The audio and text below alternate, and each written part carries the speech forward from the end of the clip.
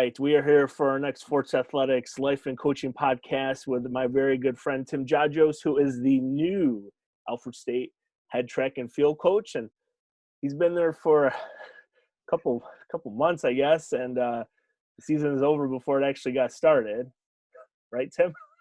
Yeah, pretty much. Came on beginning of the semester. Yep. Official start date was January 9th. Oh my gosh. Made it through the indoor season, like we were just talking beforehand. Yeah. Sent a heptathlete to nationals, and we're there. And NCAA said, "Okay, you guys can go home now."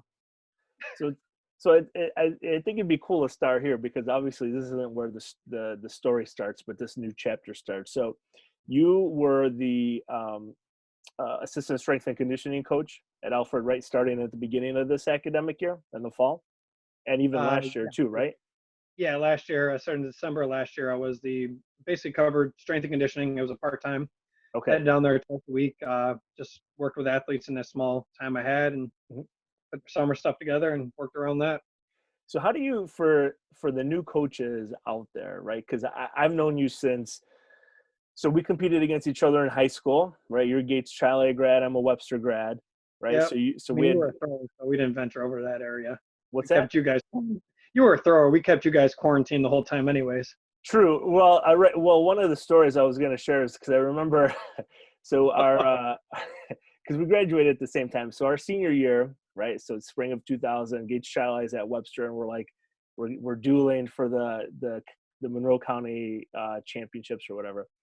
And we have a slight lead against you guys overall in points. And I remember I lined up for the 4x1 in lane 4, and then lane 3 is a kid who's, I think he was an 800-meter runner too, Rich Juskowitz. Yep, Juskowitz.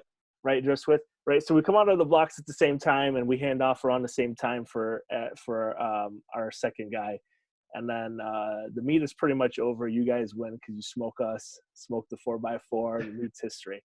So Tim and I have known each other for I guess 20 years, over 20 years from competing and all that time. So you've gone from high school athlete extraordinaire, real interesting situation in college, right? And now you, in pretty much in 12 months, you went from a part-time strength and conditioning coach to the full-time head track and field coach and strength and conditioning coach. And cross country. So you're doing everything. So for new coaches out there, or people who, graduate from college or are going to graduate in a couple months somehow, right, with this whole Corona thing, what kind of advice or I was going to ask this at the end, but since we're talking about it, what kind of words of wisdom do you have for somebody who's going to graduate? They're going to get a nice piece of paper that says, strength and conditioning, exercise science, and nutrition, whatever it is. And they're going to try and walk into their first job, kind of like you have right now. How do you get there? Start walking uphill, hopefully snowstorm with 50 mile an hour winds in your face, and it's just mud, because that's about how the venture is. It's hell. Some people fall into positions. Most people don't. It's a huge, how many people that graduate with those degrees, with those certifications, right? And such a small, there's one strength coach per school, right? At smaller schools, if they have one. Right. Your bigger schools have 3, 4, some have up to 10, your really big schools, but right. That's, it's not easy. You gotta grit your teeth. You gotta take that volunteer position when you know you're overqualified, but it's the lay of the landscape right now. You gotta take your licks, take every opportunity you can, even if it's a bad one, you're gonna learn from it. Right. And the biggest thing I've always joked with, and it's been pretty constant, we all know as coaches, when you graduate high school, you know everything. Right. And then you get into college and you realize, I don't think I know everything, but I'm learning more. Right. Graduate college, and you're like, okay, I kind of know some stuff. Right. And then you get into the real world, especially coaching, and the better coaches, you ask any of them, they're just like, yeah, we don't know anything. Yeah, no, I know. Still have no clue. You're like, why are you asking me for advice? It's weird. You know so much and realize that the more you know, the less you actually know. Right. Now, so for someone who's 22 or 23 who's graduating. Yeah, that might be, it might be a little, I want to say maybe like smoother. I don't want to say easier because I don't think it's ever easier. But you know, you or I, like, I'm not going to give away your age, but we graduated in 2000, so I'm 38. So like for I was gonna somebody, wait my age. so I'm not going to give away yours. So for people in our, like, I guess demographics, like someone who's like still toiling away and like, you know, trying to figure it out. Like, is there like, besides like the grittiness and like the determination, is there like something else to it besides just trying to fall into it? I mean, you know, you were very successful when you first started coaching at Brockport, very successful at Naz, and we'll get to that stuff. But like, how, like, I'm 38, right? So for me to tell my wife, hey, you know what, I think I'm going to go become a strength and conditioning coach or head track coach at a college, like that conversation is probably not going to go really well now, right? Especially today. It pretty much ends right there with your wife. It would end, right? It would end, and it has ended many times, right? But she won't watch this, so it doesn't matter. But but like, I'll make sure I post it and share it to her wall. yeah, seriously, tag. I'm gonna tag her in this one just so she can watch more. But like, Perfect. how do you like what kind of mindset, like how do you approach it in regards to like, you know, you're living in Rochester, you're driving maybe like a couple hours down to Alfred a couple times a week. Is it in like in the hopes of securing something there, or is it more of like to prove to yourself, you know what, like F it, like you know, I've been doing this for so long, like it's going to happen eventually. You know, 'cause some people give up, right? Like after a couple of years, they're Oh like, yeah, hey, you I know, mean, get it, it's not going to happen anymore. yeah, I mean, you saw it. I walked away, I think 2 or 3 times from the whole coaching Right. area landscape. Mhm. And for this one, yeah, it was the drive down going, you know what? This is what I know how to do. Right. Talking to friends, really close friends. Obviously, your family fights for you and always wants the best for you, but your friends are going to give it to you real most of the time. Mhm. And a lot of them, just when I walked away multiple times, they're just like, "What are you doing, man? Right. This is that's what you got to do. Why would you do all that work to walk away now?" And some people do, and they go on to have great lives doing other things that they're happy with. Right. Every time I walked away, I wasn't. I'm not saying I was exactly happy in every coaching position I've been in. It's Right. you're not living some utopian crazy thing. It's stressful. Right. You have people that don't understand what you do, and you don't understand what you do, and you don't get them. It's crazy. But it was one of those like, you know what? I keep grinding this out. I put my time in. I keep getting the experience, and yeah, you just got to have the belief that eventually this will pay off, and not just waiting for it to happen. You just got to keep working for it to happen. Right. Now, when you were a college athlete at Buff State and UB, did you think, you know, 15 years later, like this is where, like, did you go to school initially thinking that you were going to become a track coach or strength and conditioning, or like how did that journey change? That I went to college as an athlete. Right. Literally, it was. I laugh at it now. It was just one of those like I chose a major based on. I mean, I always liked how the human body worked, Right. and my thought was okay, let's roll this, and it kind of evolved through college.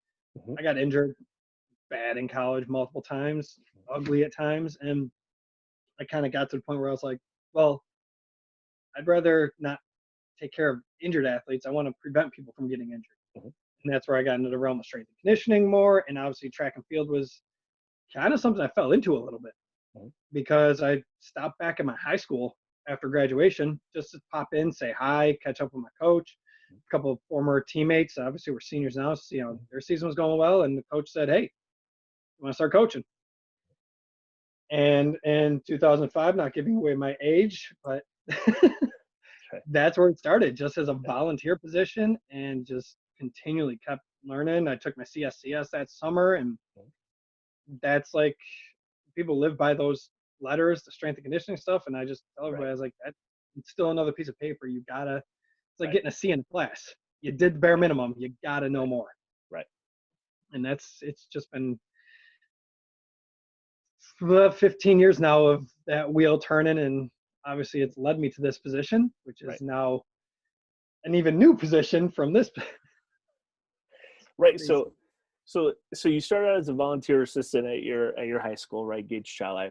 So 2005 must have been the years for like getting these weird calls because I mean, I went, you know, we competed against each other in college too, being in the SUNY conference and things. And I wasn't planning on it either. I got a call from the athletic director saying, "Hey, by the way, do you want to be grad assistant because nobody's like coaching throwers. So I think, it seems like that kind of is the, I don't know, like maybe you think sometimes serendipity just kind of falls in your lap and things. But when from Gates Charlie, then eventually you end up helping out at Brockport. And Yep. how'd you get there?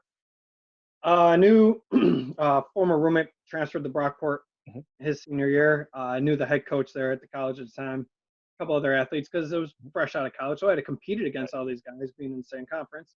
Yep. And they were looking for a sprints hurdles coach. I, at that point, had spent a year and a half at high school, basically, year and a half. And I kind of found this niche like, hey, I like doing this. I'm doing pretty well at it. Let's go the collegiate career with it. Mhm. And started there again for, I mean, it's part-time. And anybody that's been in Right. college coach knows what part-time coaching is. Right. It's full-time, but you're part-time. Yeah. You are as, yeah. So then I spent, 3 years at Brockport. Took over that sprints and hurdles program, relays program. That's where I learned a lot more of the strength and conditioning stuff, where I got to go give the shout out to Ed Skalski for pointing me in the right direction for that one, because he definitely righted that ship of learning all that stuff. And then making those connections through there, and everything I've learned through sprints and hurdles through that area. And you learn by messing up. I did make errors in coaching, and you try not to make them again, and you keep moving forward with that. So is there anything that you took from, oh, I'm sorry, go ahead. No, that's when I kind of wanted to stay in college and started looking around from there. So is there anything from that first experience at Brockport that you were able to apply? Because from Brockport, you transitioned to NAS. So is there anything from Brockport that was like, oh man, or even let's even start before then. Is there anything from that you took from your experiences at Buff State and UB that you were like, you know what, if I get into coaching or when I get into coaching, I'm going to definitely do this? And was there anything that you were like, yeah, I would have handled this better at one of those two situations? I mean, you don't have to go into a lot of detail, but like, I don't know if you're laughing. Like, so we have arts and crafts time at our house, and the boys wanted to paint my fingernails. So see, this is where the difference of when we say our age, the difference of where our lives are. Well, at least my middle finger's straight. You're just like, yeah. So wait, they don't do this, man? No, they don't. No, mine don't do that. No, mine they color them, the boys. Yeah, we can get into the reasons why my hands do that too in a little bit. But like, was there anything that you took from those experiences as a student athlete to your first college position as, this is probably like how I kind of want to, take my career in like this direction. Like this is how I kind of want to, mold my philosophy or, any of that stuff. Yeah, I've taken some things from other coaches. Obviously, every coach I had, I've learned stuff from. When my time at UB, I took a lot of the respect stuff. I even have a lot of the workouts I got from when I was there. But Barry Jenkins was respect was his number one. So I carried a lot of that into my coaching, and I pulled it back a little bit. Just you got to read your athletes and understand. It was a little too drill sergeant-y to start with, so I had to pull that back a little bit. And at 23, 24 years old, coaching college kids, right. You're a college kid, You sure are. So you're trying to find that balance and still learn along the way. Whoever you have a coach you work under also can help you with that maturity stuff and teach you a couple things along the way. And I've taken a little bit from every coach I've been around, every coach I've listened to, talked to, worked under, worked with, even coached against. And I think we all basically, lack of better, steal from other coaches. We all steal from somebody else to create our own philosophy. And I actually just ran into Perry at the Atlantic Regionals for indoor, talking with him, and we were just laughing and joking. He was bringing up stories from UB, and I almost had to do push-ups again because I think I swore in front of him, which at my age, doing that in front of everybody was kind of funny. But but that's also the respect thing of Perry being my head coach when I was 18 to now. I still knew the rules. And he just laughed at me and just shook his head, which is still the same response I've been getting for the past 20 years with him. Yeah, it's weird, just kind of like, and some things you throw along to the side, like, yeah, like you said, you experience stuff that you wouldn't want to put your athletes through. I just always wanted to make sure I was available for my athletes, and I've learned along the way, like, you're an athlete coach is a little bit different. Like athlete, you get worked up and everything, and you got to ride that wave through a competition. At a time as a young coach, I got that way too. And you got to learn to pull that back a little bit, and just sometimes you got to light your athletes up and wake them up. Other times you got to be the calming force so they don't go off the rails. So like, how do you know? I was going to ask you that, so you must like read my mind. So how do you know how to do that? Like if you could use some experiences from Alfred now, because I mean you had an athlete that was at nationals, but like how do you know, like how did you learn how to like figure out, you know what, this hurdle race, just like the athlete just went off the rails, like it was horrible, or wow, things went really well. Like how do you know when to like approach, not approach, when to say something, when not to say something? Sorry, I talk with my hands a lot. That comes, I think every coach has that ability. You learn that ability. You got to read your athletes. Right. We know what type of personality we are, and hence why we Right. go into coaching positions. Right. But your athletes, you got to be able to read them. You got to know those athletes that are the ones that you can get in their face and go. And other athletes, they handle themselves. And like I said, nationals was a crazy thing. Having Jake, which I know how he gets, and it was one of those. Okay, I got to keep calm, even though I want to blow up on the inside. It's the maturity level one. Well, if I blow up, he's gonna blow up. Right. And where does that help any situation? And now we're both making fools of ourselves in public or anything. And it's with age comes wisdom, I guess. And yeah, No, you're right. Yeah. there's been times you got to look at an athlete at a meet and call them out. Right. Some people say, "Oh, you can't do that anymore. You got to be nice." And your athlete. I'm not saying grab them by the neck or like you can't do that stuff. That's just stupid. Right. Literally, just a lot of times you have that coach's look. And you can look at the athletes, and it takes them about 2 seconds, and they just go, That's right. All right, yeah, like they know they messed up. Right. The coach's look or the parent look. You just kind of give the parent look. Yeah, you got that. I don't have that part. I do. Well, it's taken a while. I mean, with a 6 to 4 and a 2-year-old, you kind of figure it out. The 1-year or the 6-year-old, we kind of take it easier on them now. But no, it took me a while to figure that whole lighting people up, because I didn't know. Like I was coaching too. I graduated from Fredonia in 04, and I was 22, and like, hey, you wanna coach your teammates that you had last year? And I was, in the back of my head, like, wait a second. So if anybody's gonna know the references, like, I have flashbacks of going to Sonny's and going downtown to Coughlin's. Anybody who watches this is a Fredonia person, you'd be like, oh yeah, like, because I mean that's really what it is. I mean, I don't know if it's like that all over the country, but at least for like some of the maybe like smaller schools in this area that, you graduate and then all of a sudden you go back and you're coaching your teammates. It's just, something that happens. But, oh goodness, what was I going to mention? Oh yeah. So with the coaching piece, right. I've learned over the last couple of years I would get close, right. You maybe like whisper something in their ear, chew them out that way, but at least have like a smile. So for anybody who's looking back in the other direction, oh, this coach is really saying some really nice things to their kids, where, I try not to drop F-bombs or anything, like that. But you're right. There's definitely a time and a place to let, the kids know, listen, like it's not how it works here. So now you transition to, as a head coach, right? So you start mid-year. How do you do all that stuff? Because I know because you tweeted something, and I was like, I want to tweet it back, but now I'm gonna ask them. Like, so like, I talk about this, like, culture and like, relationship stuff with your athletes. Like, how did you figure that out? Because you walked in a couple weeks ago, and it's like, hey guys, I'm your new coach. Like, welcome to the party, right? Like, how did you do that? The advantage I did have was the fact that I was their strength coach, and I did work with track and field, so I knew most of them.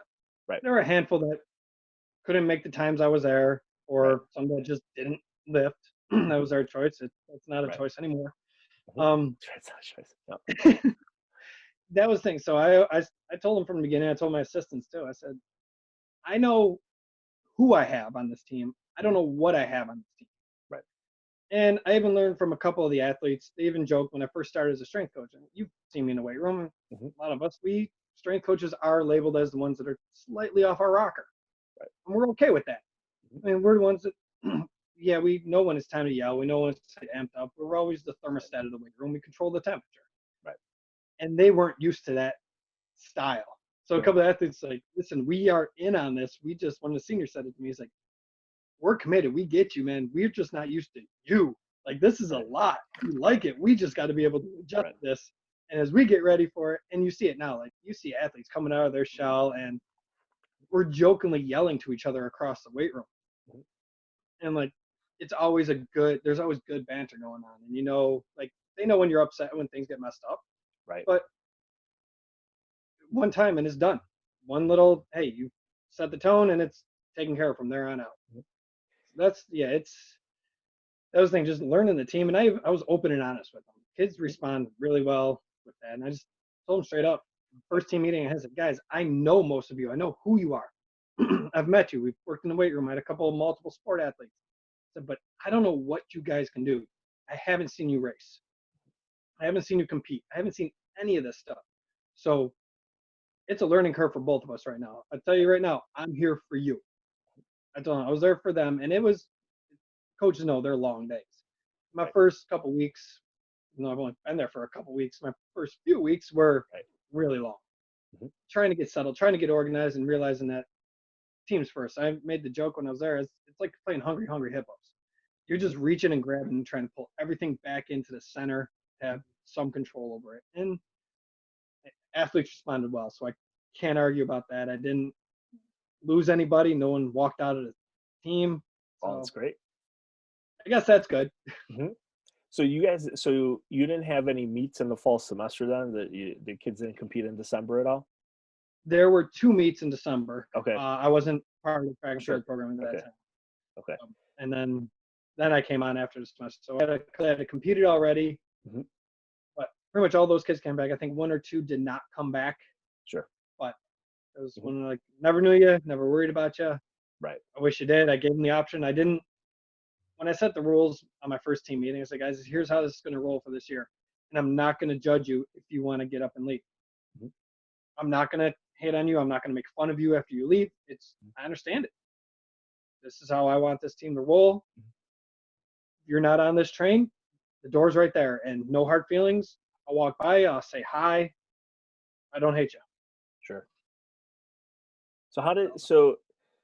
So you start rolling. You have a bunch of meets. You have a heptathlete that makes so now with NCAA, because I know, so when I was coaching, it was they used to take the top 15 at D3 nationals. So did they expand it, or is it still top 15?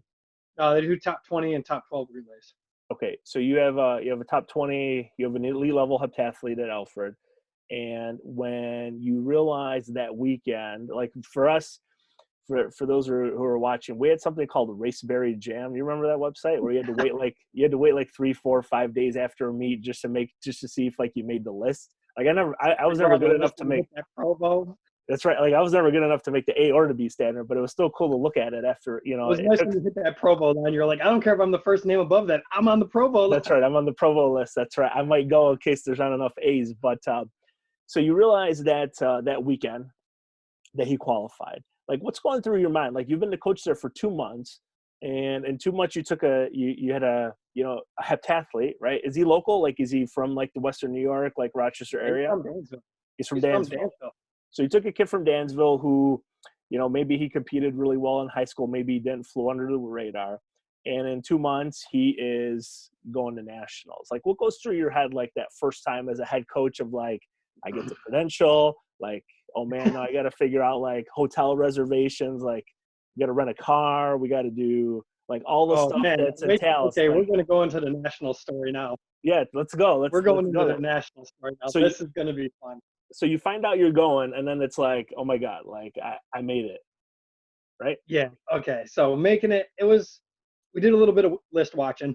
I'm sure anybody who's coaches knows we watched the list and talked with a couple of coaches, our friends, and where he was, because he posted a good time early in the year, early in February. A good point standing. We're like, all right, he's good. He's going. Not a problem. And then we watched the list, dropped a little bit, and he was right on that line. You figure, especially multis that last weekend, not a lot of shuffling. Your DMRs, your sprints, your jump, yeah, you get a lot of shuffling and everything else. But your multis, not so much. You look at 3 to 5 maybe shuffling at the bottom. Well, he was right at that 5 line. He was sitting 6. Okay. Did I think he'd go? Yes. There was 99% sure he was going to go. That 1% of doubt, I couldn't let him know. Right. So And then decided, okay, regionals, we can forward nationals. We're going for it. We haven't Mhm. competed in a month. So we took a month off, just Oh, trained. wow, that's right. Okay. Worked out great for him. And so it was like a lot of these other guys had competed. Like, Mhm. you're good. You're rested. We've been working on things. We changed a lot of his pole vault stuff. We changed his hurdle approach. I mean, there were a lot of technical stuff we worked on. And for me to fix pole vault stuff, all my pole vault coaching buddies are laughing hysterically right now. But Good enough, right? You got him there, it right? He worked. went over the bar, so it can't be that bad, I He guess, right? got over the bar. He got points. He got over the bar, and he wasn't at the bottom. That's So right. we went through that, and then he posted a rocket time. We're actually trying to shoot for 5,000 points at regionals. We're just Mhm. underneath. So that was good. I mean, bumps him up to 10th in the nation. Ticket stamped, guaranteed. Right. We know he's going. So now it's the shuffle of, you guys don't know, nationals were in North Carolina. Right.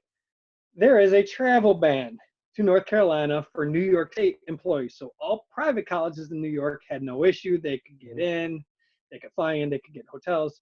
New York State employees, Alfred State College, all the SUNY schools, not so much. Why is that? So we're I'm not. Is that because it just the whole political landscape of North Carolina and New York. Oh, okay, sure. That makes sense. Yeah, that whole setup, the Yeah, we governors don't. didn't get along. Sure. Yeah, it's just we deal with the consequences. Right. So we were scrambling, kind of like, okay, I got to fly into Virginia because we can't Right. fly into North Carolina. Well, originally we told we could fly into North Carolina, so I was all confused that I can fly into North Carolina, rent a car in North Carolina, but I can't stay in North Carolina. So that gets shifted. So okay, got to fly into Virginia. Oh We're my gonna rent a gosh. car. Right. Great. We're staying in Virginia, hour and a half away from the venue. Yay, just what you want to do. Like, we understand travel for meets, but nationals, you don't, especially a multi, you don't want to travel back and forth Right. 2 days in a row, hour and Right. a half, all that extra stress. Right. Luckily, it comes through. Like the SUNY commissioner gets in touch with the governor's office. We're not in the SUNY conference, but we're a SUNY school, so we're able to loop in on that legislation. We got the okay to stay in North Carolina. Right. That was awesome. We just had to fly into Virginia. All of us are like, whatever, that's fine. We'll drive. Right. The one time. We'll drive the day we get there, we'll drive to go home. That's not the problem. That's a real issue. Those are always on off days anyways. We fly in on Wednesday, Right. compete Friday, Saturday, fly back on Sunday. That's nothing. Everybody handles that without a problem. Rent a car in Virginia. This was hysterical because, school does the rental. Just rent basic. We don't need anything. Our poles were driven down by a school. Shout out to Ethan and Susquehanna. Thank you for doing that. I need to go down and get those at some point. And Road trip. road trip. So we just had to travel ourselves. Oh, we can throw bags in the back seat of a Nissan Versa. That's not a problem. Right. We get there. So many cars are getting rented, and with everything going on, because flights are getting canceled still, but we're still competing. Dude behind the counter goes, "Here, you got a Mustang." Just hands me a 2020 convertible Mustang.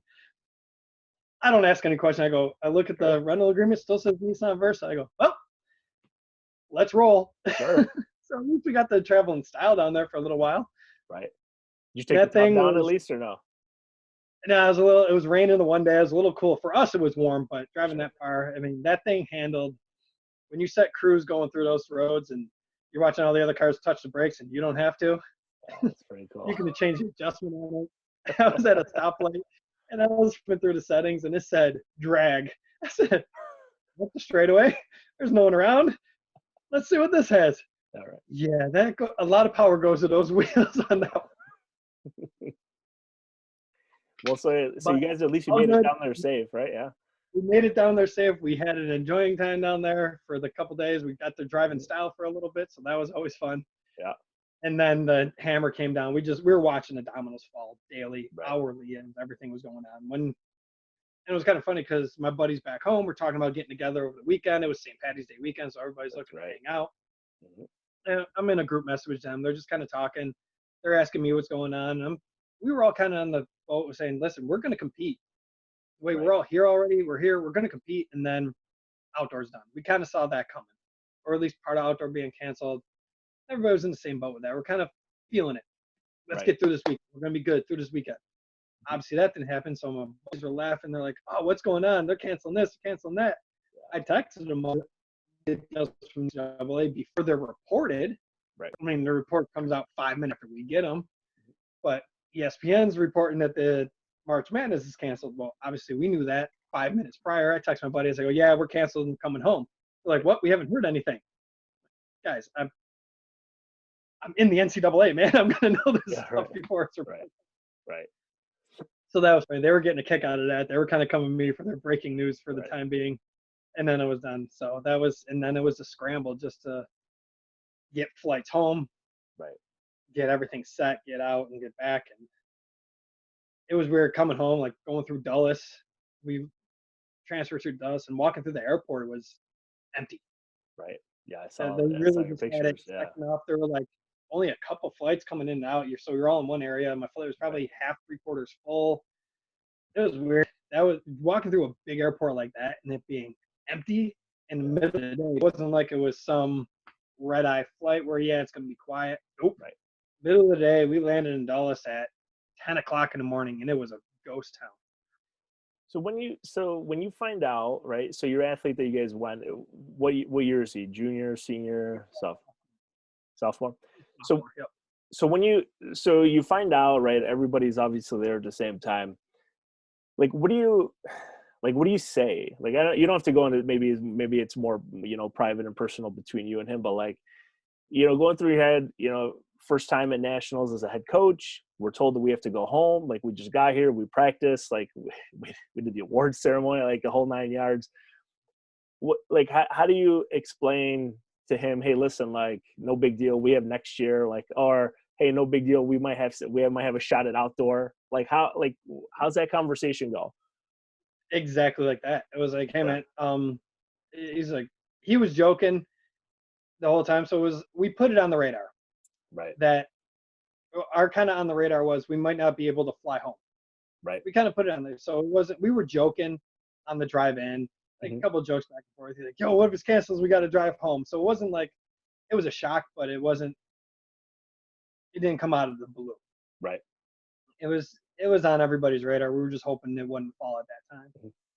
And it's just, he was upset, and you could tell he was ticked, but I just told him straight up. I'm like, keep it cool, man. And he showed his frustration, which, man, kids busted his tail to get there. You can't expect him just to be this perfect little citizen right there. No, he was ticked. And I gave him time to blow it off, and he was good. And we went to dinner. I said, get what you want, man. Mm-hmm. We're good. Let's go to dinner, relax. And I mean, I've talked to him a couple times since then. He's still ticked about it a little bit, obviously. But like I told him, I said, there is literally nothing we can do about it. So we just kind of rolled with it. So as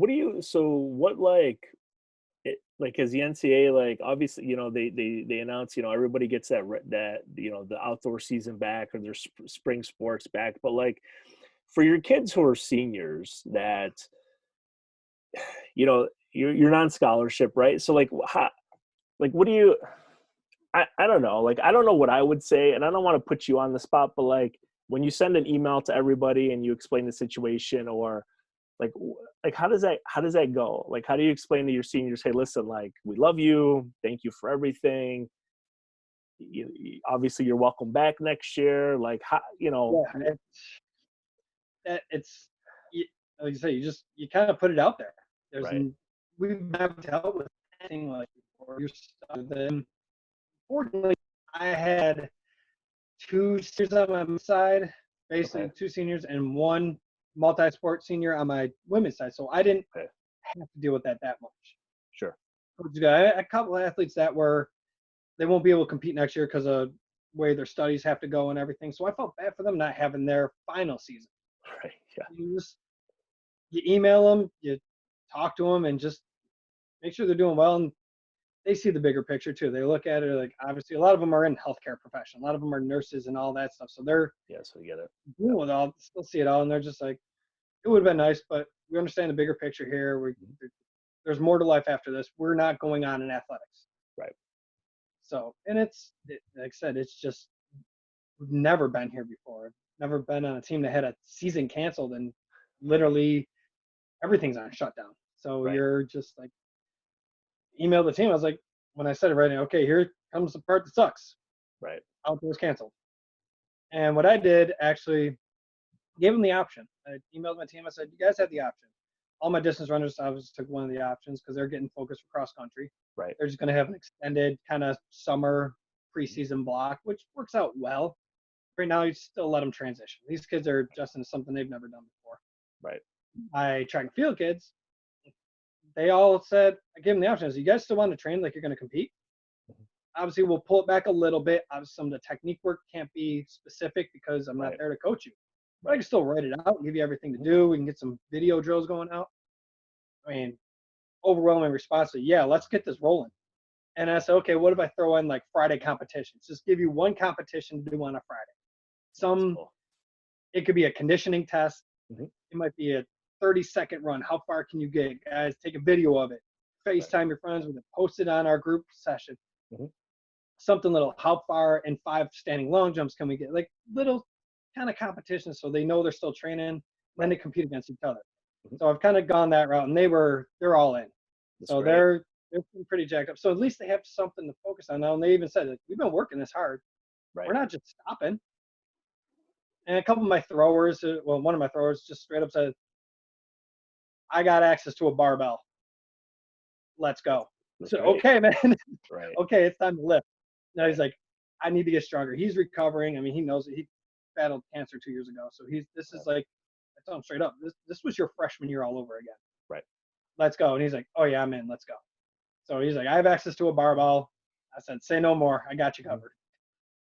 Well, I was just going to ask you, like, next steps, what are you going to do? But you just kind of explained it. So so has there been any, like, guidance from the NCAA? I mean, I think we're all assuming that, come, the middle of August, cross-country kids will be able to come back. Your distance runners will be able to come back to campus, all, like, the fall sports and things. But has there been any, like, correspondence or anything from, like, as far as, or is this, do you think, like, from your perspective as a coach? Because, I mean, I have no idea.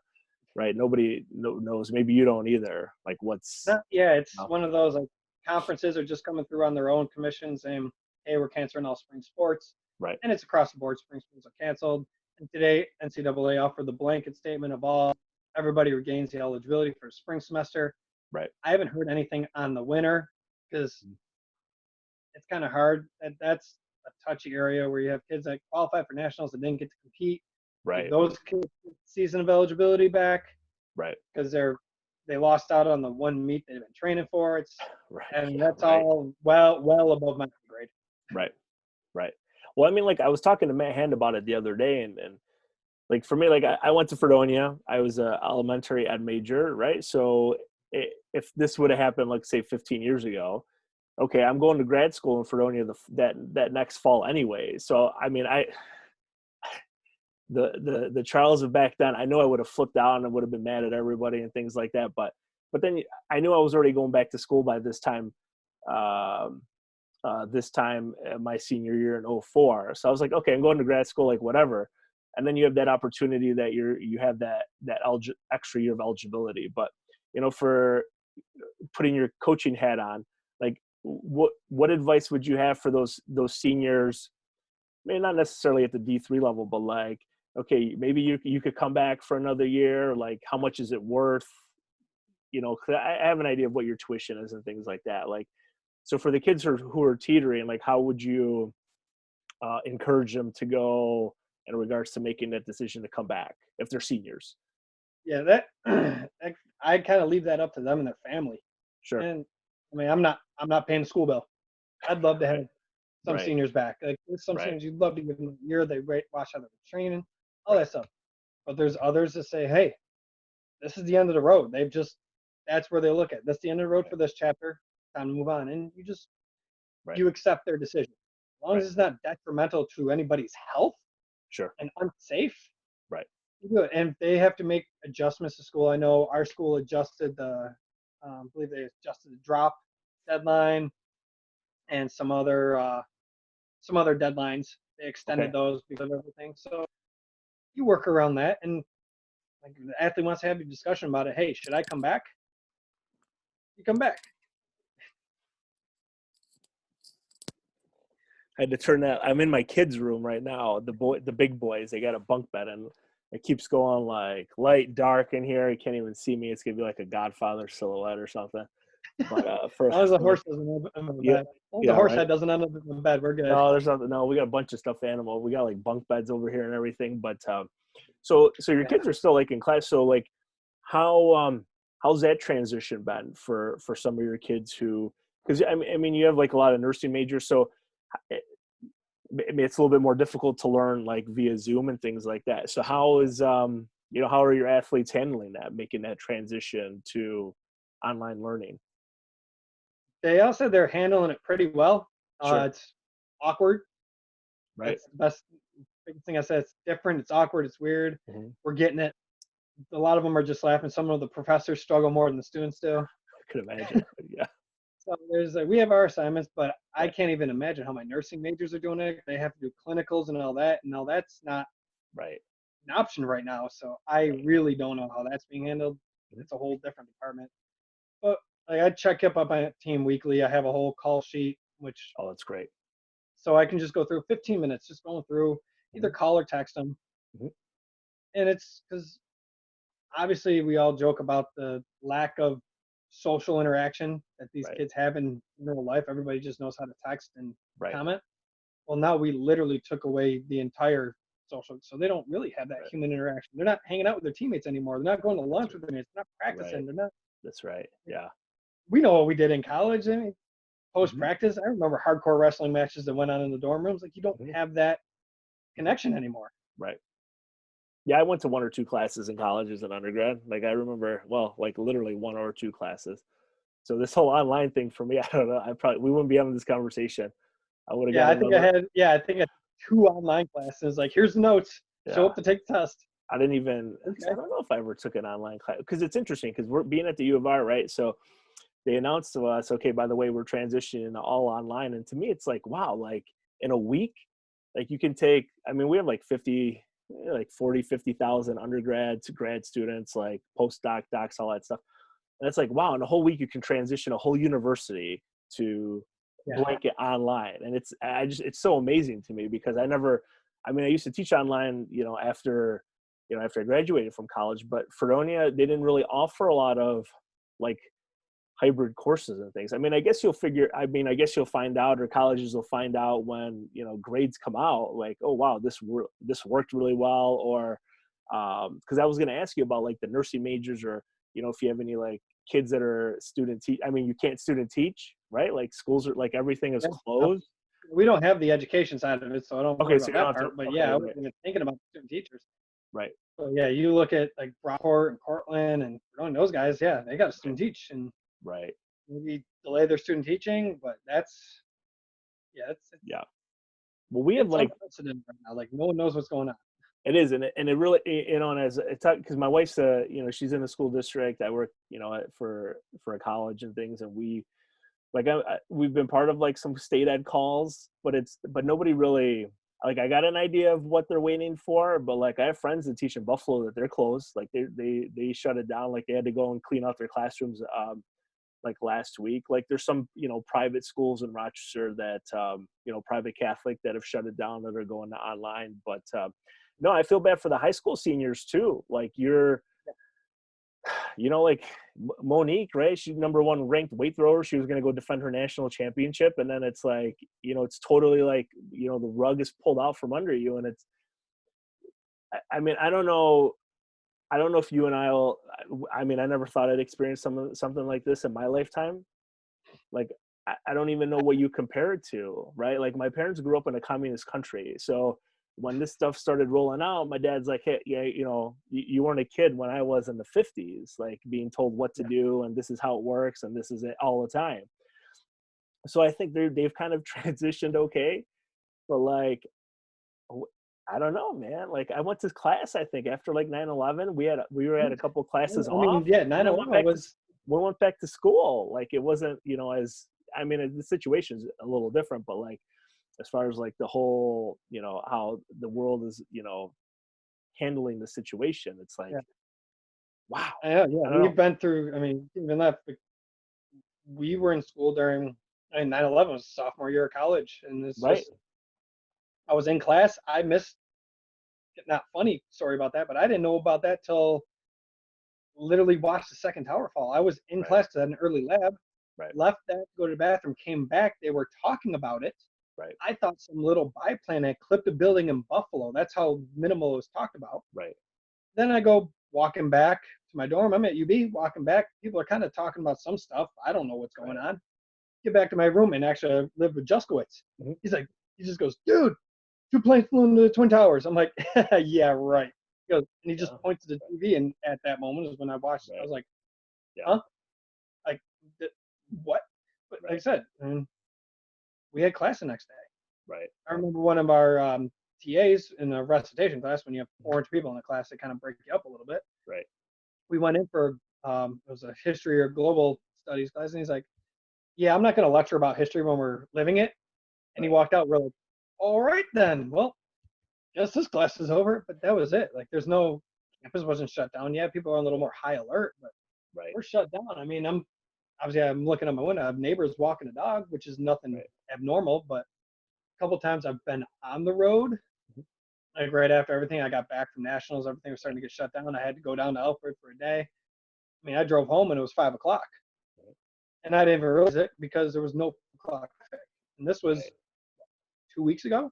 Yeah. So I can't even imagine. I don't think my vehicle was moved in 7 days. So yeah, it is interesting. I mean, I don't know if Jay, like, he's 6, so he might remember something like this, but the middle and the little guy, I mean, 4 and 2, probably. I mean, a 2-year-old won't. I mean, for him, like, we have a daily routine. Like, we tried keeping things as normal for them as we could. But who knows? Like, they're, oh, Daddy, we're going back to school. I'm like, yeah, I don't know, bud. Like, homeschooling mom and dad for another couple of weeks. Like, our district here, they notified us that it was going to be like on the 14th, April 14th, that we would go back after spring break. But I don't. Now, who knows? Who knows? But so wrapped up at Alfred. Well, like, obviously you didn't wrap up. I mean, your indoor season wrapped up. So what are you, like, most looking forward to, like, this upcoming fall semester? Like, what are some things that you tried this year, this brief fall semester or spring semester that you had that, you're really excited about rolling out in the fall? Like, anything in particular in regards to, it doesn't have to be like, programmatic wise, but you got any Cross country cool? is going to be fun. Right. Cross country, because that's it's going to be my first season as a cross country coach. Right. And I've always been just track and field, sprints, hurdles. I've obviously worked with Rose before you showed up in Naz, thank God. Right. And then that was, I mean, I've done a lot of research for distance. So I'm excited just for the cross season in general. Those kids are buying in there and doing it. I've been open and honest too. I mean, we know how distance runners tend to be. They are the weird ones that like to know more than they should and overanalyze. And so I laid their paces out for them during the season. I said, I want you guys hitting this. I'm trusting you to do this because you guys understand that I'm getting pulled in 7 different directions. Right. When I write your paces out, I expect you to hit them. I'm going to have you report back to me on what you hit. Right. Went out for an easy run. If coming back, I look at him, I go, why are you so tired? I mean, I know it's hilly in Alfred, but dude, you're supposed to be running 7-minute mile pace because you're a 4:30 miler. Like, you went a little too quick today. Right. And just calling, and they understood. And then you just got to explain it to those guys. I'm like, we go hard here, you can't go hard in the weekend. Right. What's the point of this? Like, you're racing twice in a week. Which race you think is going to be your best, your first or your second one? Right. Once you got that broken down, they're good. Figuring out mileage is fun because I'm not used to having that standard to worry about. Right. So, but working on that, and I mean, I got some good recruits coming in, which is positive that I can actually recruit a distance runner, so that feels good. Sure. And I'm excited for the cross season just to see what these athletes can do. I'm going to say they're going to be one of the strongest teams, that's for sure. They're not going to be afraid of the weight room, which has been really good for them. They've bought into that big, and they've seen the good things for it. And that's the thing that sucked with the season being canceled. A lot of them were like, let's go for outdoor. Full send. Let's do this. Right. And then nothing. But they're like, forget it. Let's do it. Carry it to cross country. We're ready. Let's go. Let's roll. So you mentioned recruiting, and I was going to ask, it's like one of my last notes here. So how's recruiting been, affected by this? Like, up until classes or the colleges were shut down, you probably had kids on campus, or you're always in contact with them. Like, how is it, are you still making recruiting calls? Like, there's kids still have a decision, right? It's May, so they still have a little bit of time to decide what they want to do. Has that made it more difficult for you, or has this freed up more time where it's like, hey, well, like I could call anytime now because you're not in school, right? So Yeah, it's kind of one of those, like, I don't make as many recruiting calls like I would think. I remember when I was being my kind of role was, hey, I want to be called. Kind of learned that some kids just don't like phone calls. sure, Okay, I always go with an email contact first, and then ask them in the email, hey, can I get a phone call in? And then when you talk to them, you kind of get the idea. right, I have a couple of recruits that love text message and emails, and I was like, you know what, if you're comfortable with that, I'm comfortable with that. We were like a couple that prefer phone calls, try to keep in contact with them. If I miss them, they call me back, so I know they're good with that. that's good. Campus visits obviously have been canceled. We had an open house coming. We had a couple of visits set up. We had to cancel those, which are horrible. But once we can get that open back up, I can bring them on for a visit. At least there's going to be no one around campus, but at least I can show them around. Sure. We can talk a little bit more. So I still do the email thing and calls in the afternoon because the kids technically are still in school. Right. I try not to. A lot of them still have a regular school regimen. Like, okay, I still got chem class at 1:00. Right. That's right. It's They may do their chem at 10:00 if it's posted in like Google Classroom, but it's still. Hopefully, they're still doing work because they still need to have the grades to get into school. That's true, right? They're not just going to get a buy into college. Yeah, freebie pass. Yeah, right. Well, you never know. Yeah, it's not great. Recruiting hasn't changed too much. It just eliminates the whole going to track meets on a watch. Or my last meet I was able to recruit at was indoor sectional. Sure. Go check out some of that, and then you like getting to some of the invites and outdoor later in the season when our season comes to an end, or we're off for a weekend, getting out to sectional states, state Qs. Those are big because then you get to check everybody out, and right. Well, who knows if that may still happen though, so you can't rule that out. Which just makes it actually a little easier for us to recruit now if there is an outdoor season, because now we can hit those invites on the weekend because we don't have a season to worry about. Right. Yeah, that's really interesting. Because I do wonder if schools are allowed, if they open back up in the middle of April or even the beginning of May, for example, what if it's just school only and you kind of have a pass on, athletics. I'm not sure, like, who. I think everyone is still like it's a day-to-day type of process. But is there anything else you have for the good of the order? I don't want to take up too much. It's already been an hour. I don't know, maybe like 5 people might listen to this all the way through. I wish we could throw out like a keyword, like, hey, if Tim says this, here's 20% off of something. If you listen all 60 minutes. But is there? Up to you. Yeah, right. I wish. Is there anything, anything that we didn't talk about or you want to elaborate on that's like, oh man, for the next coaches or the newest coaches? We covered it a little bit. Yeah, we kind of said, it took me 15 years to get a full-time coaching position, which took, obviously a little longer than most people. Sure. But, I didn't go and get my master's. I went right in and started learning. And yeah, that could be a little hiccup for me for a while. But like I said, I went high school. Then I coached at Brockport for a couple of years. Right. And then there's change over there. So I was gone from there. Went back to high school for a little bit. And then the NAS position opened up. And that's where everything rolled from there. And I had no intention of leaving NAS. It just, you saw everything. It got very, very stressful and everything for what I was doing. And then ended up having to leave there on my own accord. It wasn't like a sports style. I still have a great relationship with James and Mike and all them. And that's actually helped me a ton now coaching, having that relationship. Right.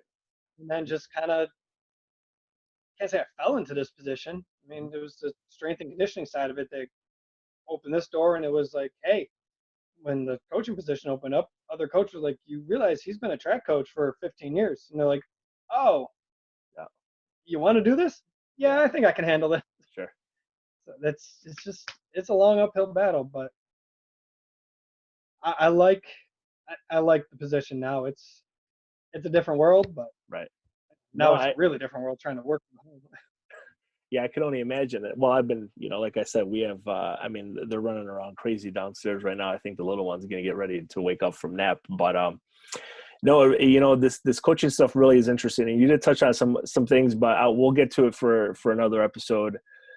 later when you might be bored in April or something like that. Because you did talk a little bit about like you talked about the credentials and stuff, and it'd probably take us another hour to get through that. But I always find it interesting to talk about, like just kind of like quick, like I asked our school district out here, Wayne, like, hey, I emailed the head coach and I was like, hey, can I come out, hang out with the throwers like once or twice a week?